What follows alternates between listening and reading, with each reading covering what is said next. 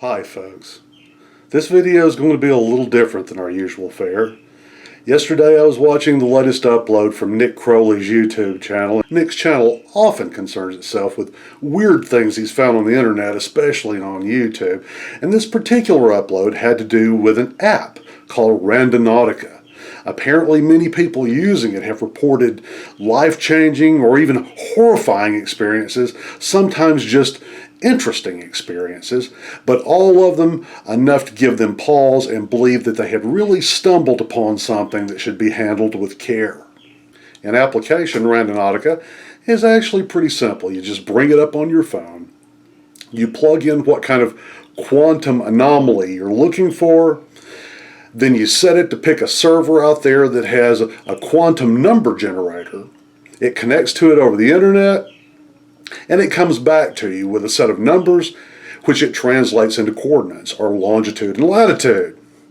You can then bring it up straight through Google Maps in the application, and it will navigate you straight to where this anomaly is.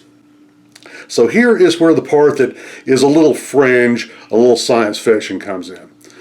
What is supposed to make this app work optimally is if you are focused on your true intent. Real tricky part is your intent cannot be manufactured. This isn't magic. You can't, by chanting or repeating something, convince yourself of it or put that out into the universe and hope that it will come back to you simply by saying it. It has to actually be what is in your heart, what your true intent and will is, good or bad. You have to acknowledge that intent and focus on it in order for this app to deliver you into the situation that you want it to take you to. All of this is kind of based on a vague pop culture idea of quantum theory, in that everything, including you and I, at our tiniest level, are actually little particles orbiting around each other, or energy. And if energy, as quantum theory says, can exist in an infinite number of states at any time, then all around us, everywhere, are infinite numbers of possibilities just waiting to be acted upon by changes in energy. And that our intent, our will, subconsciously, as we manifest it, walking through our days, the way we breathe, our facial expressions, our body language, the things we say to other people, it affects our environment subtly. And that's what this app is based on. If you acknowledge what you're looking for with the app, and you set it out searching, supposedly it will take you there for the good or the bad. So I'm going to head on down to the vehicle and fire up the Randonautica app. We invite you folks to come on along with us on this adventure or misadventure into the latest in fringe science. All right, from this point on, Tammy's going to be holding the camera. Say hi, Tam. Hi, guys. From what I've read, from what I've watched, the way this is supposed to work is you wait to use the app until you're ready to go to the location that it tells you. You're not supposed to plug it in the night before and say, okay, tomorrow morning when I get up, then I'll go to this location. It's an immediate thing. Now, the second part of it is really the sticky part. It is all about intent. And I know when you say that, it sounds vaguely supernatural, but it's not. If anything, it's weird science. So day to day, moment to moment, everything we do is done with some kind of intent. Whether it's going on an adventure like this or lying on the couch vegging on YouTube videos, there is some form of intent involved there. You want to do this thing, and it is with this intent that sometimes we unconsciously act upon our environment. The very air that we exhale from our lungs, we've been told lately, is actually affecting the people around us. Focusing on one's true intent is the difference when using Randonautica and it becoming a single point of failure or opening some kind of subatomic Pandora's box. So we have the app open and we're ready to search. You have choices of anomalies, attractors, and voids to search for. From what I've read, these have different strengths and different values as to what kind of response to your intent you're likely to find there. Supposedly the strongest is the anomaly. So before we start this, Tam, what's our intent here together as we go and do this thing, as we search the app? Tam has no idea. Hang on just a second. This is Tam's face. This is just how weird she thinks her face says it all. This is the face of a dutiful wife going along with her husband on one of his crazy ideas. That's true. Okay, well, I'm just going to say my intent. All the stories, all the YouTube videos and Reddit entries that you read about the use of Randonautica talks about finding things that actually alarm and scare people, and they often go back again to intent. So it's what we really intend, and I don't want to be alarmed today. It's the weekend. It's the 4th of July. I want to have a good day. Would you agree with that, Tam? Yes. You do agree with that? You're have a good day. You're on board with that? Okay. Tam is not buying any of this at all. In my heart, on this relaxed day that I really want us to roll up on using this app, where I really want this quantum location that is given to us based on our intent and the way we are, nothing would happen there, apparently, if we didn't show up. Our presence at this location is key to whatever happening actually transpiring. So I want good. I want something good to come out of wherever we go today. I don't want any bad to happen to us or anyone else. So we'll start the search I know that that's the way that I want this day to go. So I'm going to search for an anomaly. It's the strongest thing you can find.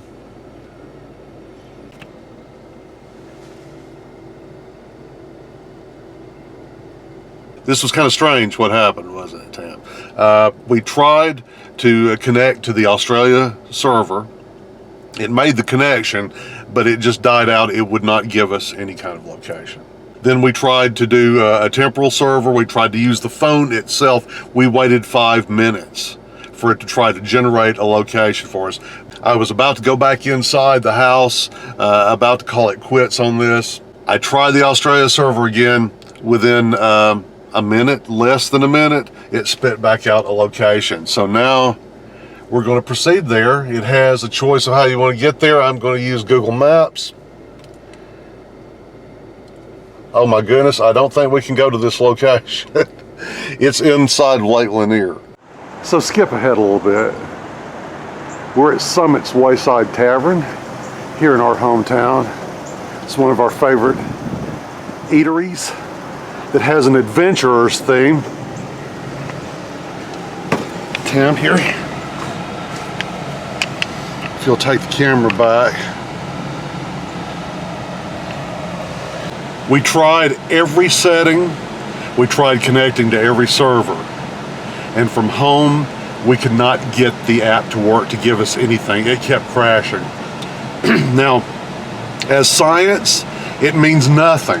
But I think it's at least of passing interest in this video that my job requires that I have a fast internet connection. And we do.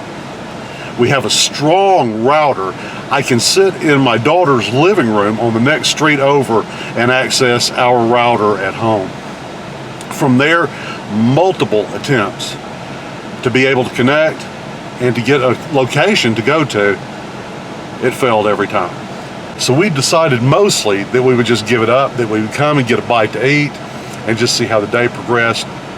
And then as we were about to leave the restaurant, I actually tried the app again, and not connected to a fast internet speed, just to the local cell phone towers.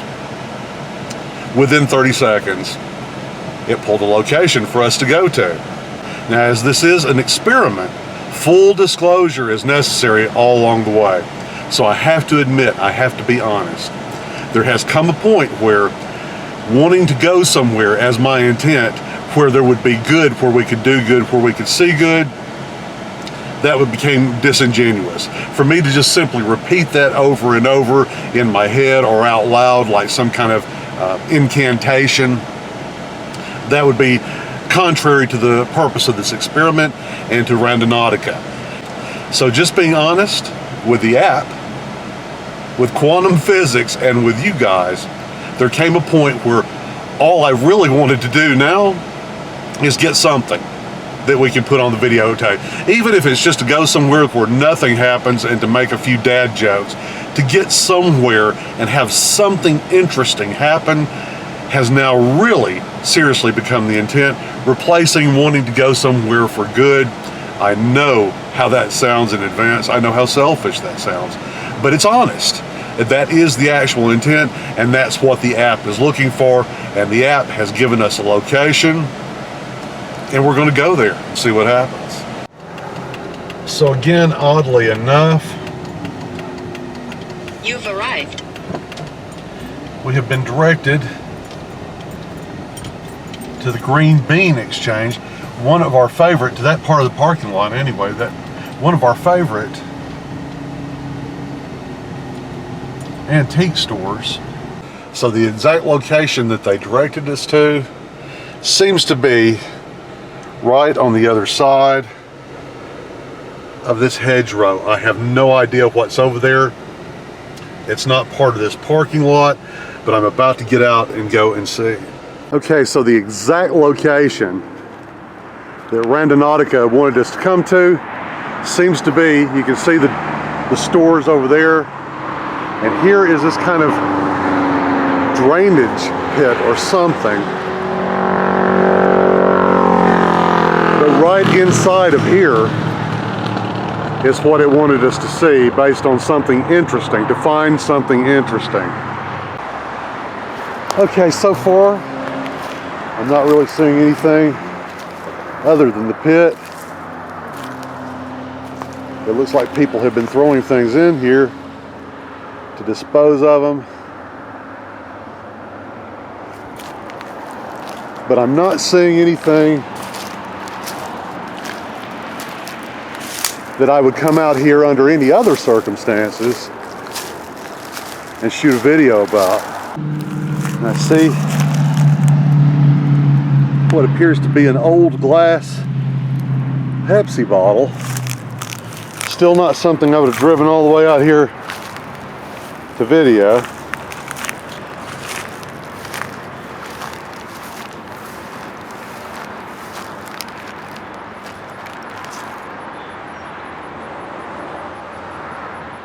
Okay, so a large drainage pit fenced in at the end of a shopping center parking lot.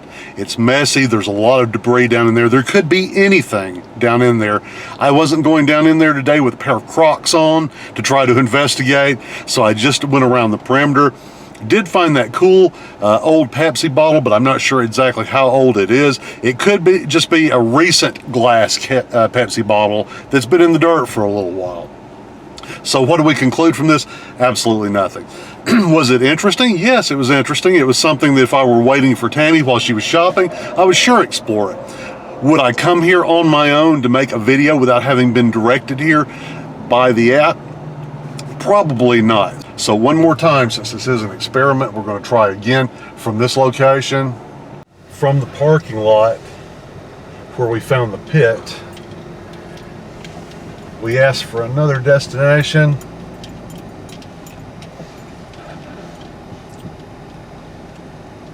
And this is it, over there. You've arrived. At this people's homes. Now I'm not seeing anything really. We're on a little circle. There's a cute dog barking at us. Do you see that, Tammy? No. From the second floor window? Oh, I window? see inside, yeah. There's a cute dog barking at us as we come up the road. It's a circle. Now I don't mind seeing a dog anytime. There's a fire. And there's a fire in the yard. They appeared to be burning debris or something. Can you get a... Are those grapevines? Some kind of little garden.